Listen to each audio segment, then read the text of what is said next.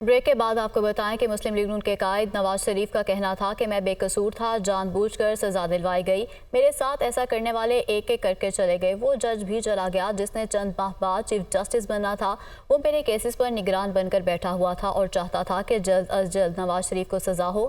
وہ سب رخصت ہو گئے، جبکہ میں آپ کے سامنے کھڑا ہوں، ایک ایک کر کے سب بے نقاب ہو گئے۔ لاہور میں انتخابی دفتر کے افتتاح پر کارکنوں سے خطاب میں انہوں نے مزید کیا کہا ہے، آپ بھی دیکھیے۔ اللہ کا شکر ہے کہ آج میں سرخرو ہوں، الحمدللہ الحمدللہ۔ آپ بھی جانتے ہیں کہ نواز شریف بے قصور تھا، اس کو جان بوجھ کر سزائیں دیں اور سزا دینے والے ایک ایک کر کے وہ جج ایک ایک کر کے رخصت ہو گئے۔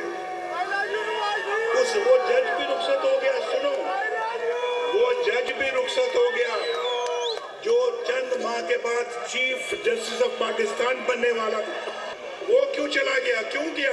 دال میں کچھ کالا تھا، پتا تھا کہ چور کی داڑھی میں تنکا ہے۔ وہ میرے کیسوں پہ مانیٹر بن کے بیٹھا ہوا تھا، مانیٹر، اور اسی نے کہا تھا کہ نواز شریف کے کیسز جلدی چلاؤ تاکہ اس کو جلدی سزا ہو جائے اور جان چھوٹے اس سے۔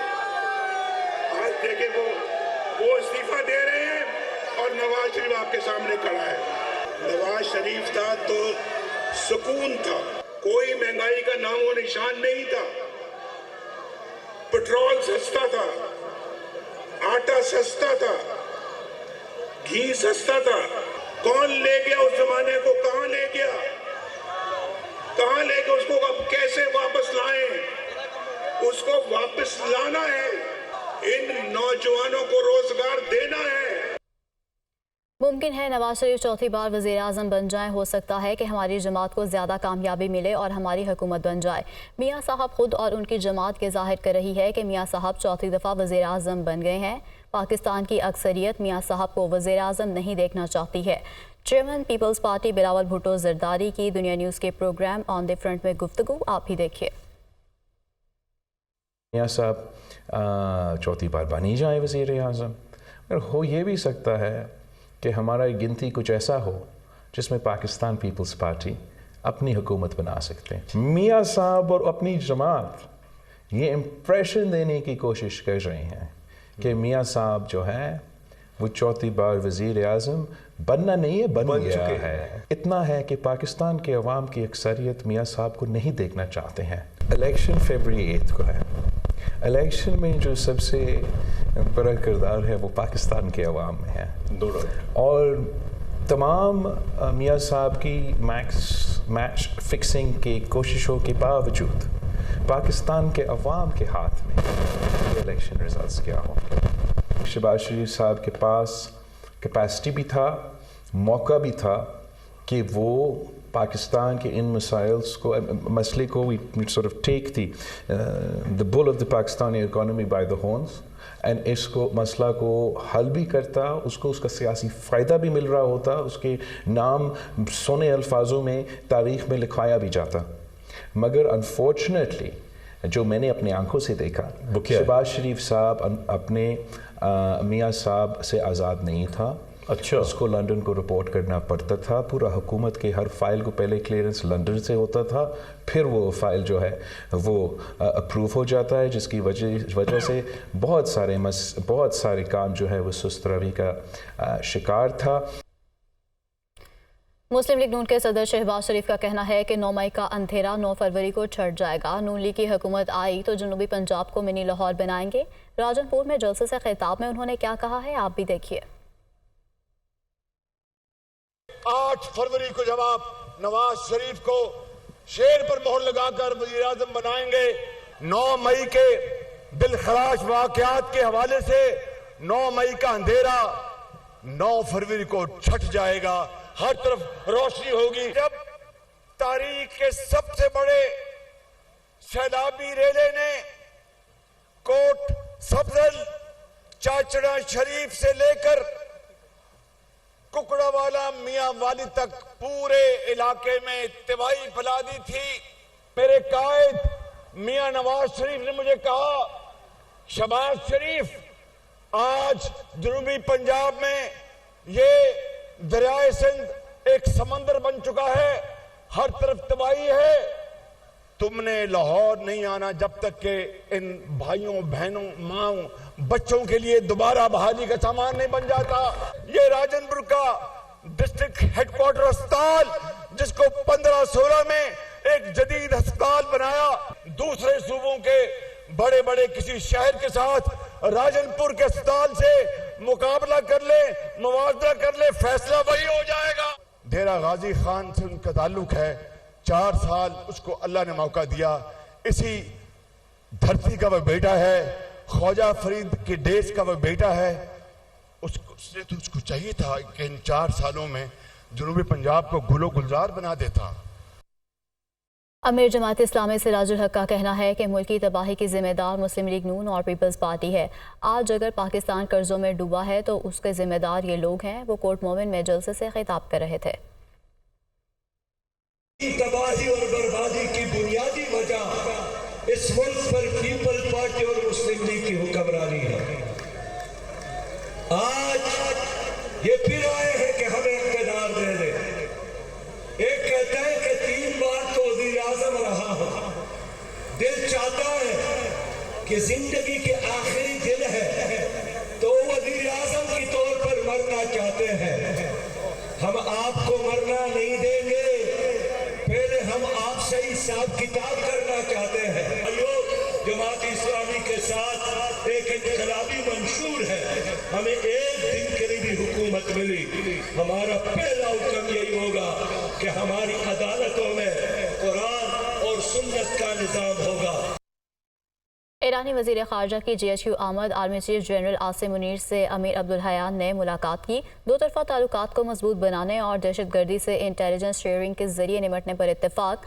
मुलाकात में सिपा सालार ने दूसरी रियासत की खुद मुख्तारी और इलाकाई सालमियत के एहतराम पर जोर दिया। तफसील के लिए ये रिपोर्ट देखिए।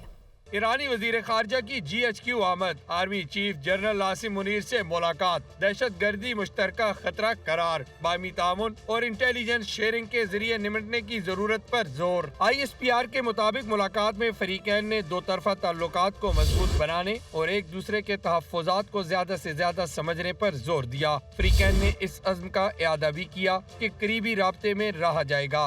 आर्मी चीफ ने सलामती के खदशात को दूर करने के लिए पायदार राब्ते और दस्तयाब मवासलाती ज़राए को इस्तेमाल करने की जरूरत पर जोर दिया। फरीकैन ने मुश्तरका खतरात के खिलाफ राब्ता कारी और रद्द-ए-अमल को बेहतर बनाने के लिए एक दूसरे के मुल्क में फौजी राब्ता अफसरों की तैनाती के तरीकाकार को जल्द से जल्द फाल करने पर भी इत्तेफाक किया।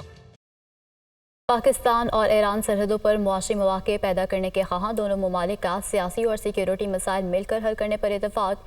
इस्लामाबाद में दोनों ममालिक के वज़राए ख़ारजा की मुलाकात में मुश्तरका कोऑर्डिनेशन मैकेनिज़्म कायम करने का भी फैसला किया गया। इस्लामाबाद से ख़ुसूसी रिपोर्ट देखिए।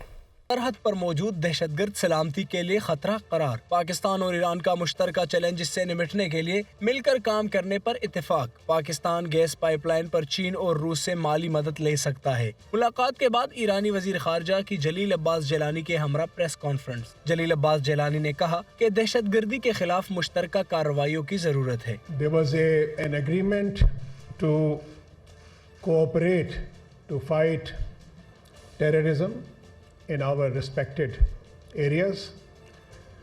We need to address and allay each other's concerns with regard to terrorism, and in this connection we have agreed to station the liaison officers. ईरानी वजीर खारजा बोले, इसमें कोई शक नहीं कि मुश्तरका सरहदी खित्ते में दहशतगर्द मौजूद हैं जिन्हें तीसरे मुल्क की मदद हासिल है। दहशतगर्दों को मुश्तरका सलामती को नुकसान पहुंचाने नहीं देंगे। تردیدی نیست که تروریست ها در مناطق مرزی و مشترک ایران و پاکستان توسط کشورهای ثالثی هدایت و مدیریت می شوند. آنها هیچگاه خیر دو ملت پاکستان و ایران را نمی خواهند. तर्जुमान दफ्तर खारजा के मुताबिक वन-ऑन-वन मुलाकात में बॉर्डर पर मौजूदा तिजारती मराकज़ को फ़ाल करने पर बातचीत हुई। दोनों ममालिक ने सिक्योरिटी व इंटेलिजेंस ताउन की मजबूती के लिए राब्ता अफसरान की तैनाती पर भी इत्तेफाक किया। احتساب عدالت کے جج محمد بشیر نے اڈیالہ جیل میں توشہ کیس کی سماعت کی ہے۔ عدالت نے بانی پی ٹی آئی اور بشرا بی بی کے وکلاء کا جراح کا حق ختم کر دیا ہے۔ پروسیکیوشن کی جانب سے توشہ کیس میں 16 گواہوں کے بیانات بھی قلم بند کیے گئے۔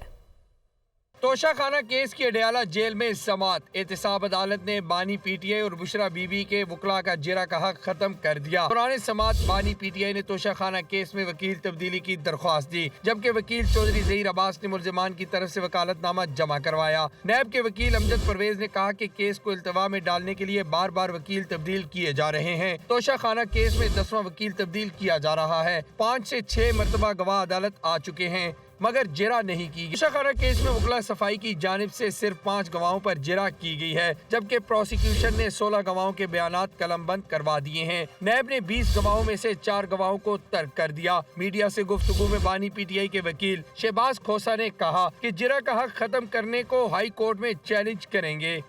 کاروبار کی دنیا سے خبر یہ ہے کہ مہنگائی کی شرح میں اضافے کے خدشات کے باعث اسٹیٹ بینک نے شرح سود کو 22% پر برقرار رکھنے کا اعلان کر دیا ہے۔ گورنر اسٹیٹ بینک جمیل احمد کا کہنا ہے کہ بجلی کی قیمتوں میں اضافے کے باعث مہنگائی میں اضافہ ہوا۔ یہ رپورٹ دیکھیے۔ مانیٹری پالیسی کا اعلان کرتے ہوئے گورنر اسٹیٹ بینک جمیل احمد کا کہنا تھا کہ جنوری میں مہنگائی کی شرح میں کمی ہوئی، لیکن مجموعی طور پر مہنگائی اب بھی زیادہ ہے۔ اسٹیٹ بینک نے بجلی کی قیمتوں میں اضافے سے پہلے رواں مالی سال مہنگائی کا تخمینہ 22 سے 23% رکھا تھا، جو اب 25% تک بڑھا دیا گیا ہے۔ ہماری پہلے پروجیکشن جو اس سال کے ایوریج انفلیشن کی تھی، جو کہ 20% سے لے کے 22% تک تھی، تو اس کو کمیٹی نے ریوائز کر کے 23 سے 25% کر دیا ہے۔ مانیٹری پالیسی کمیٹی نے یہ ڈیسائیڈ کیا کہ کرنٹ پالیسی ریٹ جو کہ اس وقت 22% ہے وہ کنٹینیو رہے گا۔ گورنر اسٹیٹ بینک کا کہنا تھا کہ بیرونی ادائیگیوں کے باوجود زر مبادلہ ذخائر میں اضافہ ہوا ہے اور جاری کھاتوں کے خسارے میں کمی آئی ہے۔ معاشی سرگرمیوں کے حوالے سے جمیل احمد نے بتایا کہ کاروباری طبقے کا اعتماد بڑھا ہے، بڑی صنعتوں کی پیداوار میں بہتری آئی ہے اور رواں مالی سال معاشی ترقی کی شرح 2 سے 3% تک رہنے کی توقع ہے۔